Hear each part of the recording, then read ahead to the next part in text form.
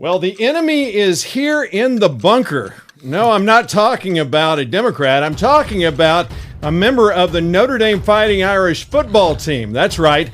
I've got Senator Pat Fallon, the Republican nominee for Congress in the 4th Congressional District, here for some straight talk, Rockwall County. I'm Bunker Bob Steinhagen, and this is the Bunker Bob Show.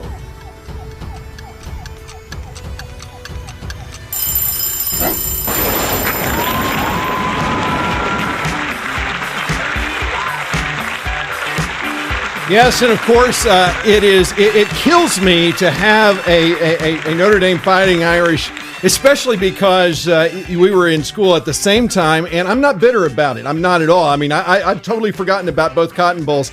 I am not bitter at all, and I've almost forgotten about the whole thing. But it is really a great honor to have you with us, Senator. No, thank you for having me. This is great. It's wonderful. Well, let's just dive down into issues, because that's what this issue. Yes, yeah. But I got to start. Okay. A lot of respect for you. Yes. Welcome back. I did not wear either of my rings. I didn't wear my national championship ring or the Orange Bowl ring. Man, thank you so much. Because I might have been eviscerated when I walked into the studio. I didn't want to turn it into a pillar of salt. Boy, yeah, no kidding. I mean, this is a tough interview for me. I just got to tell you, but yeah, it's great. I am endorsing you, and I'm endorsing you for a lot of reasons. One, you're the Republican nominee. You're a bona fide nominee. You were duly elected through a process that was created by the Republican Party a long time ago, and it is something that some people didn't like, but it is the process. And but that's not the big reason why I'm enthusiastic in my support for you. I'm enthusiastic because you're a conservative, and I want to really focus in on a stupid vote that you made. And this was in the House in 2015, when you and 19 other members of the House voted against the then Speaker of the House, Joe Straus, and which is the thing that was stupid about it was, number one, you were not a freshman, so you knew exactly what you were doing. You basically gave up all possibility of ever being a chair of any committee. You knew that Strauss would go after you in the next election, which he did, and yet you did it anyway. You and the other 19 state House representatives. Why did you do it? Because it was the right thing to do. I mean, this one thing that Lou Holtz taught us at Notre Dame when we were young men, very malleable, was there's never a wrong time to do the right thing. There's never a right time to do the wrong thing. What we're all looking for, I always try to be the candidate that I want to vote for. And this is why I ran back in 2009 when Obama had been elected in November of 2008. I ran for city council just because I wanted to be that fierce advocate for the taxpayer that nobody ever seemed to be. And I made a promise when I ran in 2012 for the state house that I would always vote for the most conservative candidate for speaker. Pretty simple, right? Yes. I mean, very digestible. Absolutely. So in 2000, and Strauss was no conservative, not by a long margin. And he doesn't say he is unless he was running for re-election, right? Exactly. So then in 2013, there was not a challenge to Strauss. So it was an acclamation vote. And then in 2015, Scott Turner stepped up to the table, who now incidentally works for President Trump and does a fabulous job. Does do a great job. And I got good news on that, so we'll talk about great, that in a minute, great. Okay. the Trump thing. Okay. But anyhow, and then so it was Scott Turner or Joe Strauss. So you got somebody that's not even, I mean, I don't know if you'd even call Strauss a centrist. To be quite no, I agree. fair. I completely agree. But then you got Scott Turner, who's this strong conservative, proven, uncompromising, who was your state rep Yep. In Rockwall and Yep. part, Frisco and part of Collin County. Yep. Was a great guy, moral guy, loved the guy. And so clearly I had a couple town halls, because there's nothing better than to put your hand on the pulse of the district that you want to represent, than to knock on doors and talk to people when they're most comfortable in their own homes, one-on-one, or have town halls where we call them no holds barred, which is like this interview. You can ask anything. Yeah. I don't have to answer. Yeah. but you do. But you do, yeah. Yeah, you do. And we would have liberals come when they were all woke after Trump won and they wanted to disrupt everything. And so they had to write their questions down, and then we had a moderator. And I took all the questions, but they didn't get to pontificate for an extra several minutes. So it was clearly the right thing to do. And it was something I said I would do, because we're all sick and tired. And I quite frankly think that's why I won the nomination for Congress in the selection process, which was I would tell the delegates, I have done the things that I have said I would do. Right. There isn't any, he said A, then he did B. There's just, you can't point to one. And trust me, 22 others tried to point to that. Yeah, I mean, was there any tinge of like, I can't believe believe it did that after you did it. I mean, because it was. I remember. So it's because I had to go to a trade show, and I obviously couldn't miss this vote. And then after the vote, then I was going to take off for the trade show. And so, there are all this tension builds. And because we had two candidates, I think red was Strauss and green was Turner. And so we just hit the green as the yes button, which is kind of ironic. And then as soon as that bell rang, I went, boom, easiest vote I ever took. Because it was, again, what my constituents wanted. It's what I wanted to do personally. And I thought it would be about 20 votes, and it was. And yes, they did punish us. And yes, I did horrible committees and didn't pass any bills. But that's not what you go there. I don't go there to make friends. I don't go there to raise money. I don't go there to get on great committees. I go there to do the people's work. And at that time, I'd represented 170,000 folks. So that's what the folks in Congressional District 4 are going to get. They're going to get it. That is great to hear. And, you kind of had the last laugh because you defeated a long-term incumbent to become senator. Tell me a little bit about that. Well, that was fun. So, yeah, you're right. After I voted against Strauss in 2016, just running for re-election in the House, somebody magically ran against me in the primary. Fancy that. Fancy that. And we whipped him so good. I mean, when you do all those things I just talked about, yes. When I knock on your door after I've won the election, I mean, I'm talking within a few months after, and people go, what are you here for? There's no election. I go, yeah, but I actually want to hear what you have to say. It's not just for your vote. I really am concerned. I don't ever want to be a politician. I want to be a representative. And so we whooped him. I think I got 83%, 82.8, something like that. So 83% of the vote. Destroyed him. It wasn't even close. It was like, evisceration because I had done what I said I was going to. And then so we run against a really, I don't want to rerun a race we won, but not a Republican that would have hurt the brand if anybody did the digging that I did. And this is one of the reasons I ran against him. Yeah. And just pointed out all those things that he had done or not done. And people down in Austin told me, you're going to get whooped. He was telling people, I won't beat that boy like a baby chicken. That's what he told me. And they didn't tell me that until after we won. And when we polled it, so the first poll, and this is the thing, you can't get discouraged, right? Life is about, if you talk to any successful people like President Trump or anyone else, they'll tell you you're going to have bumps in the road and you're not always going to get where you want to go, but be vigilant and be determined and keep going. So the first poll we do, I'm at 4%. But wow. The incumbent was at 38%, which was not good for an incumbent to be under 50, but under 40. So I looked at that and I said, well, and then we worked our tails off for 4 months and we closed the gap 34-15. So we're still down 19. And I was killing it for 4 months. Then we went on TV. Then I spent some money and went on TV. Then it was pretty much tied. And then something magical happened in December of 2019. I don't know exactly what it was per se, but I think all that hard work when people start asking, a lot of your friends, you pay attention to this stuff. Hey, Bob, who are we voting for state senate? And you'd go, oh, we've got a challenger, Fallon. He's going to whoop this guy. Yeah. And long and short of it is we ended up polling plus 20, plus 25. And Dan Patrick didn't believe me, right? The lieutenant governor. He goes, Pat, he's an incumbent. There's no way you're up 25 points. And I said, Gov, we did a poll. He goes, yeah, but that's an automated poll and they're not going to be accurate. And I go, it's going to be real accurate. It's like 2,000 people responded. And this is an older district. It's a rural district. And people still have landlines. Well, again, long story short, so he spends like 15, 16 grand. I didn't ask him to do it. He just did it. And he does a live poll with like a professional pollster, and it comes back, we're plus 18. Wow. And I didn't want to say it quite so well. I said, wow. I told you. We ended up winning that race by 40 points. Wow. Largest victory against the sitting incumbent in Texas history that we can find literally since 1845. Yeah. And again, why? Because I was able to appoint to a 6-year record to say, look, this is who I am, this is what I've done. And the incumbent hadn't really knocked on any doors or had any town halls like in years. He had taken it for granted. It was a possession. It wasn't. And I to say that, I say, this is an election. Right. This is not an appointment. Right. You get to have a say. And so he was up there one time and he didn't even hear himself speak. And he's saying, I want this and I want that. Me, I. So he got his pronouns all wrong. And nobody had ever really scolded him before because he was a rich kid growing up. And I was a kid that was, scrappier, parents, school teachers type of thing. Yeah. And then so he would say that, and I'd get on the mic when it was my turn to speak at these forums, and I look right at him, I go, who cares what you want? Who cares? You're one voter out of 87,000. And who cares what I want? It's about what the people want. And he's just never been talked to like that. Right. Hobbita. So my favorite story was we're at a forum in Bellevue, Texas. Now I want to tell you something about rural Texas. Bellevue is a small town 40 miles east of Wichita Falls. Okay. So that's where that guy grew up for 65 years, okay. incidentally. And 380 people live in Bellevue. 80 people were at the forum. Wow.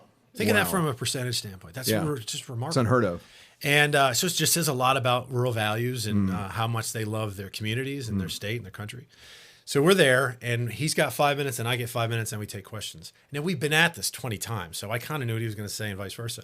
Well, he gets up, and he goes off script. And he says, he's got this scratchy voice. He goes, I'm going to tell you something right now. This man here on my left, he ain't nothing but a carpet-bagging Yankee. And I go, whoa, why? Gloves are off. All right, fine. So the 5 minutes I had prepared, I had a scratch, obviously, and then I was going to have to mitigate his speech, his little talk there. So I don't even hear what he says the rest of the 4.5 minutes. And I think about how I'm going to address this. And he was obviously playing this rural Texas role. I'm the local boy, and this guy's, And I thought to myself, these people in this room, all of them just voted for a Manhattan billionaire. So I don't think that Civil War play is going to work anymore.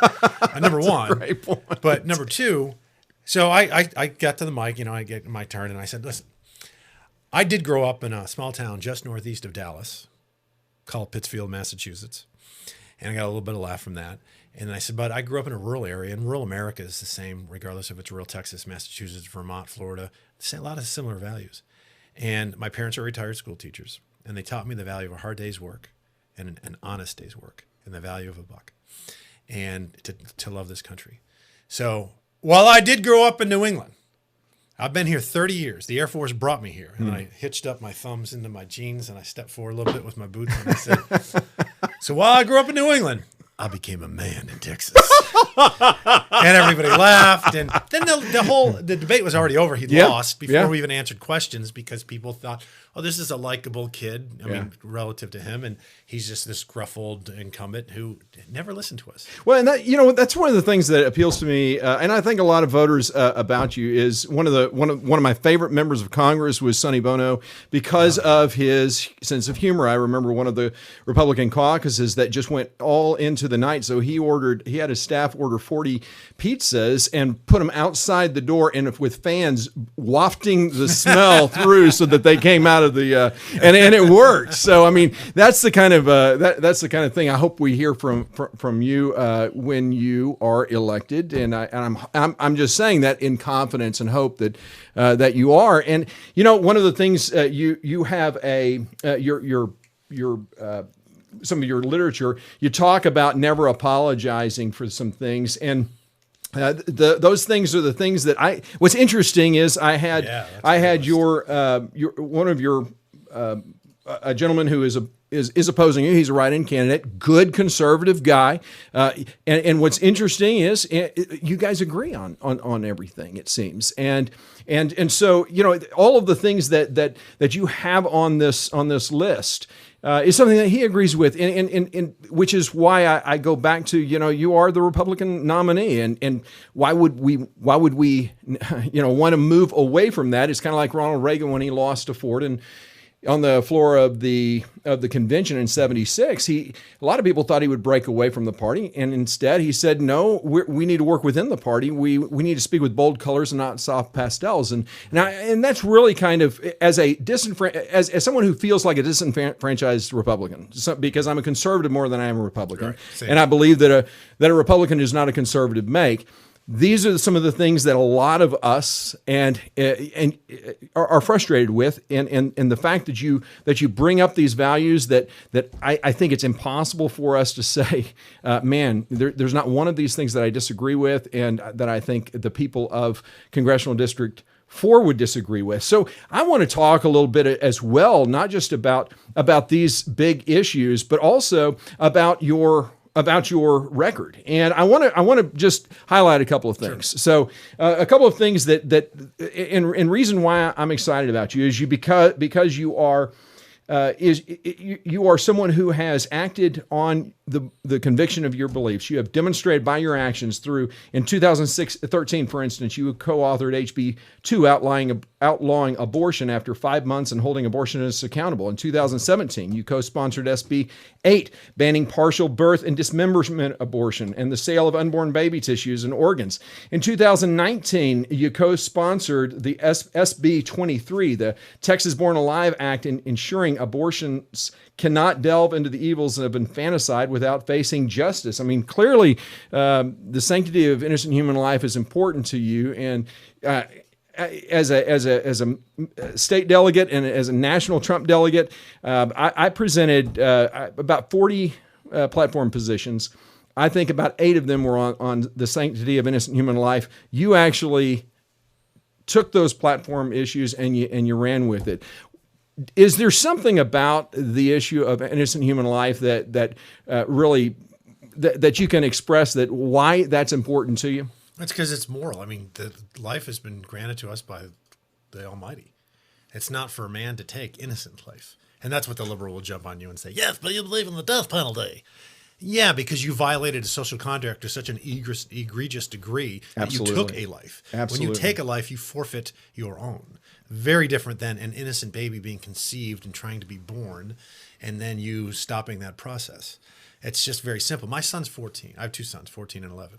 The 11-year-old is always going to be a conservative. I mean, heck, he's right of a till of the hunt already. This kid, I got to tamp him down a little bit. He's talking politics all the time to his 11-year-olds. I said, be an 11-year-old, play basketball.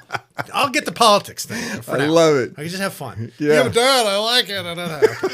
Well, my 12-year-old daughter, I'm looking for someone maybe for a husband down the road. So we need to. Okay, go ahead.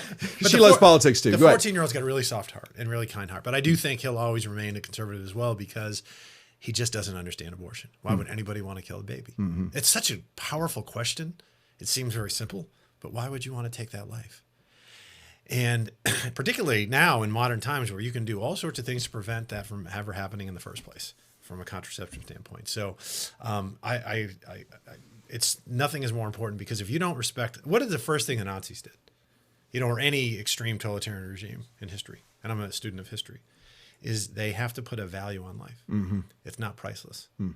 You know, literally, and the Nazis had numbers where they actually tried to put a figure on each particular life, depending on your age and your health and all that. Mm. But you're doomed from the start if you lose that as a society, if you lose your morality, if you lose that. I mean, like the Nazis, if you were mentally ill or physically handicapped to a severe degree, they wanted to murder you because you couldn't, quote unquote, aid the state. You weren't a value add. You know, how dare you presume to take over the mantle of the Almighty? Mm-hmm. And you see how that ended. It ended in dust and horror. Well, and I think what's great about it is you speak and represent your Senate district, your House district well, and certainly this reflects Congressional District 4. Ratcliffe was a very strong proponent of protecting innocent human life. So I love the fact that you're going to continue that. Yeah. Also, John texted me this morning too, by the way. And? Yeah. Oh, and he was. Tell you, do good on the Bunker Bob show, right? Yes, he did. So you're going to see Bunker Bob, right? Yeah. Tell him I said hi. Hey, and don't forget. You know, it's not missed upon me that you're slumming. You were on the Mark Levin, the Great Ones show. So the fact that you're here is that's why I go. Man, this is a great honor. I'm channeling the Great One. Man, I wish you would. That would be awesome. When I go back there, I'm going to say, because he invited me back on, I'm going to say I want to channel the Bunker Bob. Yeah, right. Mark, listen, Mark's amazing. He is incredible, isn't he? Genius. He is genius. And his wife, Julie, is remarkable, and she is a fighter. I mean, she's awesome as well. And in fact, we did this thing, you know, Ted Cruz had 25 constitutional conservatives up to Colorado. No, I didn't know. Oh, yeah, for an event that was really cool. So first, and it kind of two birds, one stone, because I can set the record straight with a couple of things. That's chatter from less than 1% of the population out here. But so Ted Cruz endorses me back in June. I think he told me in June. And then they said, well, we're doing this thing. It's called 20 for 20, you know, because it's 2020, where he's going to pick out 20 constitutional conservative congressional candidates from around the country, and you're going to join this PAC, his 20 for 20 victory. And this is something actually Newt Gingrich started, or he perfected. He may not have started it, but this is a very common thing. Brilliant stuff, too. Yeah. I mean, Ted Cruz is a world-renowned political figure. Yep. We are unknowns in comparison. No so question. for him to reach out and be that selfless and to say, I'm going to help you. Like Chip Roy was one of them. He's in a tough race with Wendy Davis, myself, August Pfluger. Really, me and August, I think, were the only ones that were slam dunk wins come November. Yeah. All the other folks that we met were in really knockdown, drag out fights from around the country. So Ted knows wealthy, very generous conservatives, and he invites them all up to Colorado. Now, interestingly enough, this is late August, so we don't know if I'm going to get the selection. Sure. He's betting on the come, if you will, that I will, and I didn't know either. It was looking good. But anyhow, we go up there, Mark Levin's there, and his wife Julie. So you could go shooting with Ted or hiking with Heidi. Oh my goodness. Everybody's shooting with Ted. Well, I chose hiking with Heidi. Wow. Heidi Cruz is great, and I wanted to spend some time. And so Julie Levin chose that as well. And we went up and hiked this mountain. There's about 30 of us, and the only people that make it were the two guides, me, Heidi Cruz, and Julie Levin. No one else. We're at 9,000 feet. We went up, I think, elevation-wise to like 12,000. And we made it. And they're just tough. They're tough ladies. They're great. Wow. Well, Levin is I mean, he's like you said, I mean, the books that I read, I have to read them a couple of times to really understand. He's like Ben Shapiro. I mean, these guys, it is incredible. But the fact that you got to be on a show, the fact that you got to meet him, it's great stuff. And what I like about this conversation is, I mean, you're being guided by people who are true conservatives who understand the Constitution better than any of us, I think. And to have someone in your court like that, and Ted Cruz as well, I mean, that's a huge boon to you. Huge thing. And that's why I do get angry and saucy when folks say things that aren't true. Okay. Even if, listen, this is what I really pride myself on, is not just being honest, but giving folks unvarnished truths. Mm-hmm. Things that folks would say, oh, don't say that because that's presumptuous. Or don't say that because that might make somebody angry. I don't care. Unvarnished, because that's what I'd rather have. Right. Tell me the truth. Right. Straight up with all the hairs and moles. I don't care. Yeah, that's why. I mean, I call this show Straight Talk. So that's the whole point. This is as straight as platinum, titanium arrow. Okay? Absolutely. Okay. We're going to win next week. And it's not because I'm a young Churchill. Mm-hmm. Okay. I would like to think that I could strive to those degrees. But come on. We all would, right? Right. Yeah. And it's not because I've done everything I said I'm going to do. It's because I'm the Republican nominee. Right. In Congressional District 4. Mm-hmm. Okay, we're going to get somewhere between, on the low end, 69 or 70, on the high end, 77% of the vote. Democrats are going to get low 20s. The write-in guy is going to get 1 or 2% or 0.5%. I don't know. Mm-hmm. Very, very little. Mm-hmm. It's just a fact. Mm-hmm. Now, there's some people that are deluded out there thinking, oh, he's going to win. The guy's going to win. No, he's not. Mm-hmm. Okay, and so, but here's the deal. When you say things that aren't true, which happens in campaigns, shockingly enough. And I'm not talking about opinion. I'm not talking about somebody saying, oh, Fallon's this or that. That's your opinion. But when you say things like Ted Cruz sold his endorsement to me for a set amount of money, that makes me angry. Right. Because it's absurd. Right. It's tinfoil hat stuff. Why the hell would Ted Cruz do that? Right. For somebody like, man, what?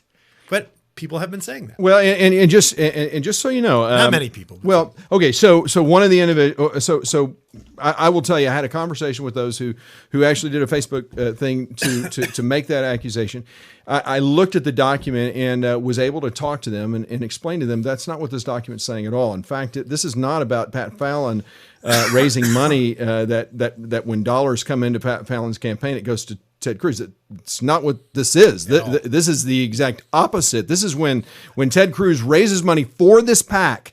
This is how, by law, it's required that you got to explain how are you going to spend this money, and he's allocating money to these congressional candidates. It's what Newt Gingrich did. It's how he became speaker, because he was intent about getting good people, good conservatives elected, and that's what Ted Cruz is doing. Yeah, and not to belabor the point, but it's very simple.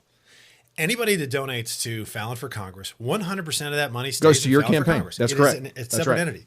Ted has his own campaign account. Same thing.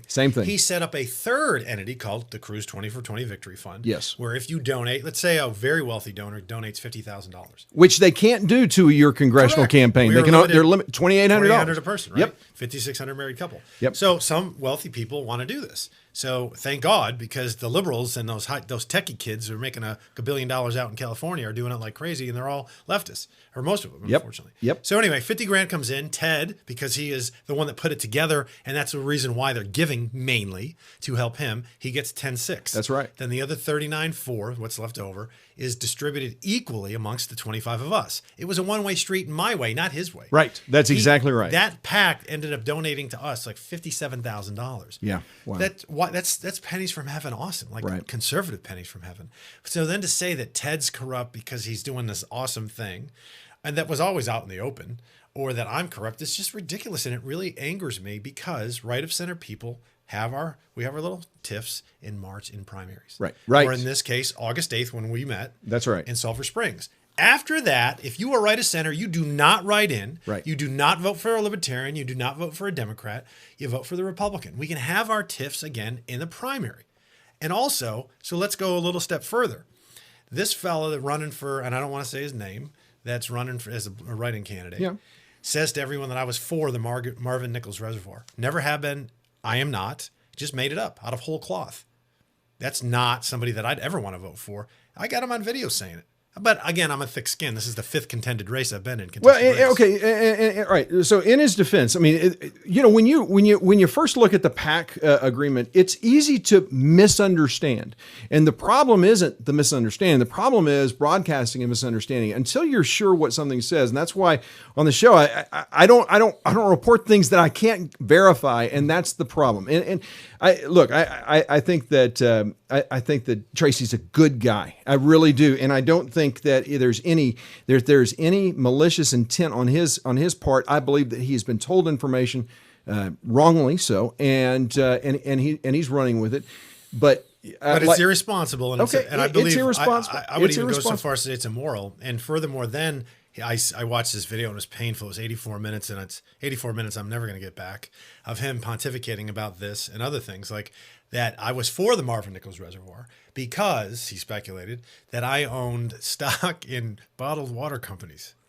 I mean, that's tinfoil hat stuff. Yeah. I don't, because I have to disclose on my personal financial disclosures my stock possessions, and none of them are bottled water companies. Not to say that would even, but that angers me because that's bearing false witness against your neighbor. Well, you didn't say that on my show, so you know. But I did see it with my own eyes. Okay. Because then you're bearing false witness against your neighbor, and I don't think that's being a good Christian.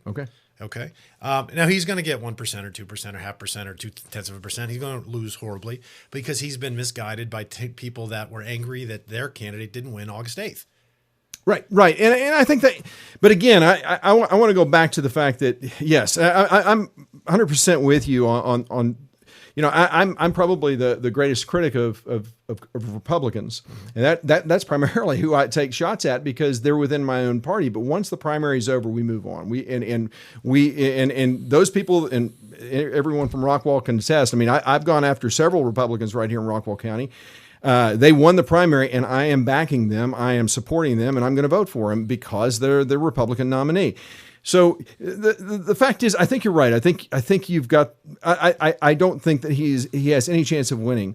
But I want to talk a little bit more about you. Okay, I want to talk about what makes you, in my opinion, a great candidate. And First Amendment was one thing that we had talked about today that I talked with that other candidate with, and you co-authored and fought for SB 18 that guarantees all students can exercise their First Amendment right to speak free speech on Texas college campuses, even conservative. But here's the thing. In 2013, you co-authored HB 308, a bill that should shock any liberty-loving America for even being necessary. And I wanted to know what the heck that allows teachers, students, and parents to display Christmas, Hanukkah, and the like on public school grounds, but also to say Merry Christmas. What the heck?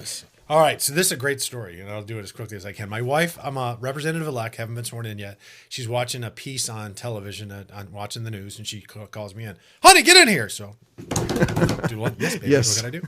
She shows me a story about Dwayne Bohack, a state rep in Houston, that has this bill, HB 308, which was nicknamed the Merry Christmas Bill, would codify into Texas law that students, parents, teachers can say Merry Christmas, Happy Hanukkah, have Christmas parties on school grounds during school hours, and they are protected. And ISD, don't worry about the ACLU or anyone else suing you. We will step in and intercede on your behalf, the state of Texas, and we'll pay for it all. Okay? Great bill. Okay. She says, looks at me and goes, if you want to give me an early Christmas gift, you will make this bill become law. Now, I don't know how the process works at that time, 8 years ago. So I looked at her and I mustered up as much machismo and confidence as I could. I go, you got it, baby. We get sworn in. First person I went and talked to, I made a beeline right to Dwayne Bowick, told him what had happened. And he goes, oh, Pat, this is great. We got 43 freshmen. It's after a census, so it's a redistricting class. Out of the 150 in the chamber, I want you to be the liaison with the freshman class. I want you to champion the bill, co-author it, work it with me, and I did. And it was Dwayne and I's bill. It gets passed, bipartisan support, mostly in the House and Senate. Governor Perry signs it into law in, I think, June of 13. So about a year and a half later, I'm in London, England. Cowboys are playing the Jaguars. And it's a great excuse. My wife let me go, and it was a guy's trip, so it was wonderful. Well, while I'm there, I check a box. I always wanted to go into Parliament and meet some conservative members of the chamber, and we represent more people as a Texas House member than members of Parliament in Britain. Wow. They represent 100,000. I did not know that. We represent 170. Wow. Anyhow, so we go in, and I meet the first guy. We had high tea in the House of Lords, which was really cool. And then the second guy's really dynamic. He's an undersecretary for a cabinet member, and he walks in, and he says, "Where's Pat Fallon?" Like this. The man who saved Christmas. And I go, I guess you've Googled me. But the world's a small place. And that's how important it is. It's not only impactful for Texas, but the other 49 states, particularly the conservative ones, look to us for leadership. And when we don't lead, that is a travesty. Mm-hmm. If in England they hear about this, in Great Britain they heard about that bill, Texas leads the way. That's amazing. That was a great fight. So I want to. Our time is short because you got to get to Pittsburgh. So before I want to talk about a couple more things. First, the very first bill that you as a senator filed in the Texas Senate was SB 226, which protected historical monuments, preserve our history for the future generations of Texas. Now that didn't pass, but another bill like it did. Correct. Senator Brandon Creighton. So I want to. What I want to know is. This is your first bill. You come from the House to the Senate. What did you learn, and why did it not pass? Why was the other one better? Walk me through that. Well, okay. So Brandon's bill and mine were very similar, and my bill got referred. It's your potluck sometimes. Where did the bill get referred to? What committee? Mine got referred to State Affairs Committee. The State Affairs chair just flat out refused to hear the bill. And I'm on the State Affairs Committee, and I'm begging her, and she just won't do it. And I'm trying 18 ways, because there's different tricks. That's happened to me in the House before. And one time I had to buy a big giant bottle of vodka and put it in the chairman's office out of personal funds, incidentally, not campaign funds.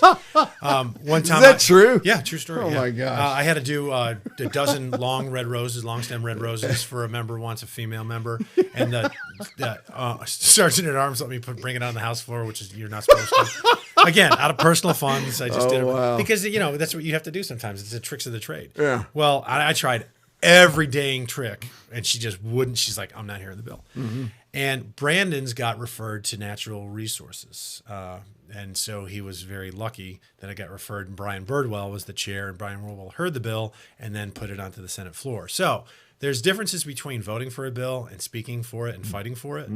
And that was a contentious bill. Liberals hated it because what it was going to do was protect our history, protect monuments. We're not putting up new Confederate monuments. And if we did, I wouldn't be for that now. It ended 150 years ago, plus 160 years ago.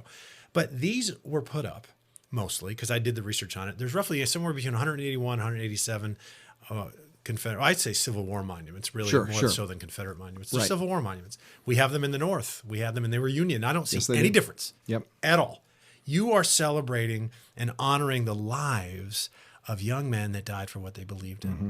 Those were mostly put up in the 1890s, in 1900, 1910. By who? By people that were in the last chapters of their life, trying to honor their husband, their father, their brother, their son. And that's a tombstone. And I want children today to understand what happened during 1861 to 1865, that we lost 700,000 Americans. I honestly think any Civil War monument, whether it be Union or Confederate, honors the 54th Massachusetts, the first all-black regiment that was made famous with the movie Glory. Yeah. It's part of who we are, our backstory. If I want to get to know you, Bob, I got to get to know your backstory. If somebody wants to get to know me, you have to go to my backstory. We need same with the nation. There's no difference. So anyhow, Brandon lays out the bill. And then a couple of senators, Boris Miles and Royce West, they're African-American senators, and they took issue. And so we had this dialogue. But the Senate's very, regal, and it was a spirited exchange of ideas, but respectful. And then who else spoke for the bill? Me and Brian Birdwell. I don't believe, I can't remember if anyone else did. And if it was just the three of us out of 19 Republican senators. Now, all the Republicans voted for it. Okay. But who spoke for it? Okay. And I made a promise during the campaign for the Senate that the very first bill I would file would be the Texas Historical Protection Act, which was Senate Bill 226, which was the first bill that I filed. We got the bill out, Brandon's bill, and I had co-authored it with him.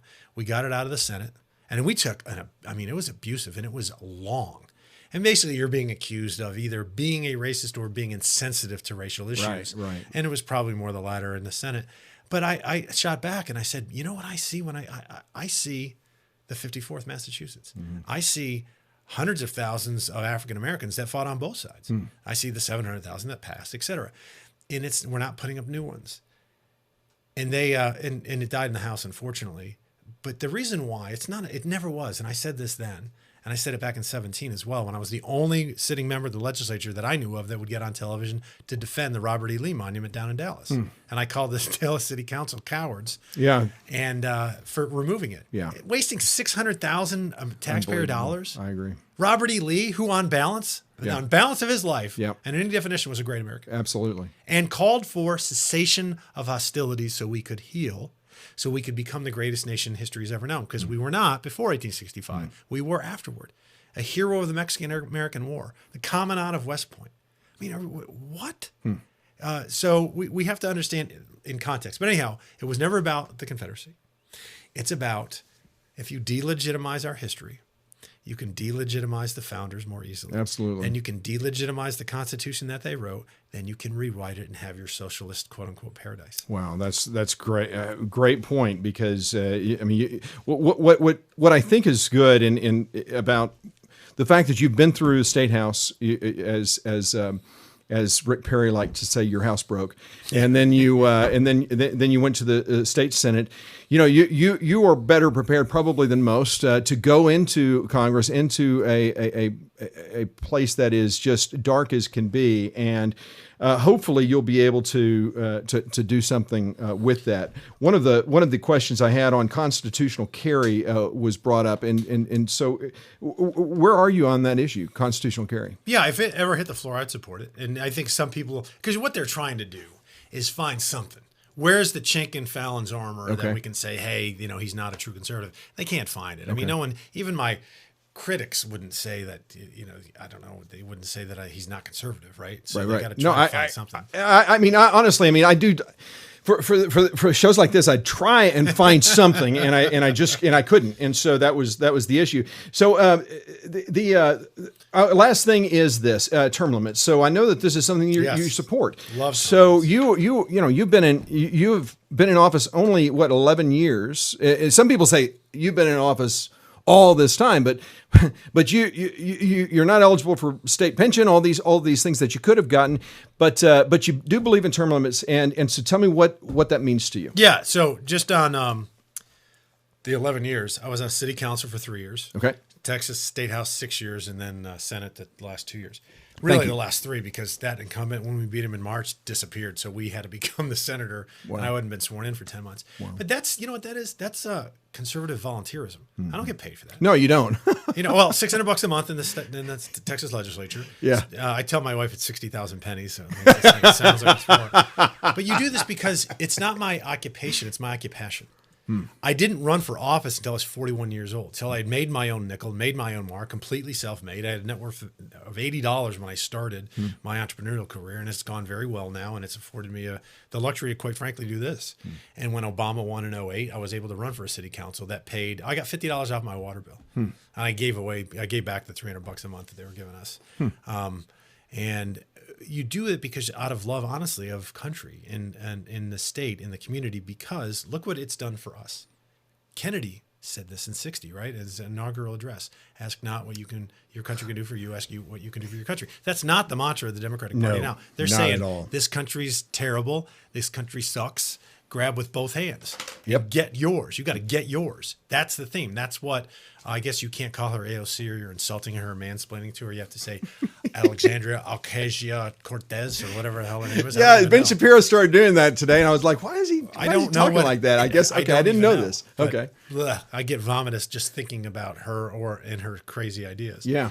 But the country gave me, it's given us all, we've all won the lottery just by being born. Amen to I that. think we can Amen to that. Agree there. But it gave me it paid for my college. I was in Air Force. And thank you for ROTC. your service. No, thank you. To our country. It gave me the ability to go to the University of Notre Dame and paid those bills. And then I'm sorry you couldn't get an A&M, but that's okay. Go ahead.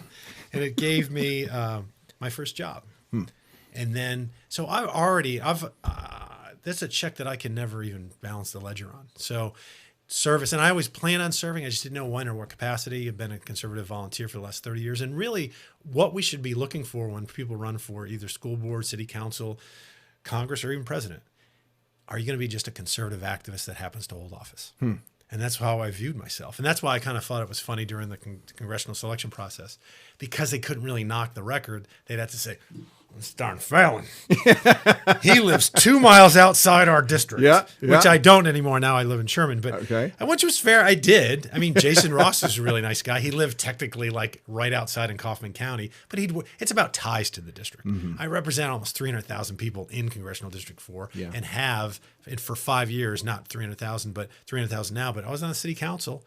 CD4 was in Frisco at that time, but be that as it may. Or they would say, he's a career politician. How? It never got paid to do it. Right. And I'm going to even double down on that. I was a better Texas senator because I had served in the Texas House. And I was a better House member because I had served on a city council. So I really believe in my heart of hearts that I will be a better member of Congress because of that experience. There's nothing wrong with experience, provided it's the right kind of experience, knocking on doors, having loads of town halls. I've had, Bob, you'd be proud, I've had 40 in the last 2 years as a Texas senator. I'm not shirking my duties, incidentally, as a Texas senator, nor was I even one during the selection process. Sometimes I drive, like the first presidential debate, I was in Gilmer, in Upshur County, but I had to drive to Stephenville because I had to give a speech the next morning in Stephenville. So I missed the president's speech. Wow. But I am a Texas senator until January 4th. Okay. They elected me to do that job, and I'm not going to shirk those duties. And then another time I was in Weatherford, this was last week, I was in Weatherford, and I had to drive to Texarkana. State Senate hat, and then Congressional 4 hat. So that will narrow. So right now I technically not technically, but de facto represent 30 counties. Okay. You know, the 18 in CD4 and the 14 in SD30, and only 2 overlap, so 30. You know, it's funny. I feel stupid even saying this, but because you got people like Mark Levin there watching, keeping an eye on you, and I'm a conservative, like I said, and I will continue to be one of your greatest advocates so long as you stay on course. And I hope you understand, just like Mark Levin, I mean, he'll probably lead the way, but if you do go off the rails, I mean, I'll be one of your fiercest critics, and rightly I should be. And I would hope that you would want that from Levin, from people like me, you know, within your district. That's all President Trump ever wanted. You know, when that Leslie Stahl blow up he had last week, he said, just be fair. Just be fair. Yeah. And there never are. No. You want that journalist that says, I distrust all power, and I'm going to rip you up, R or D, Republican or Democrat. I don't care. It's my job to be that watchdog, the fourth estate for the people.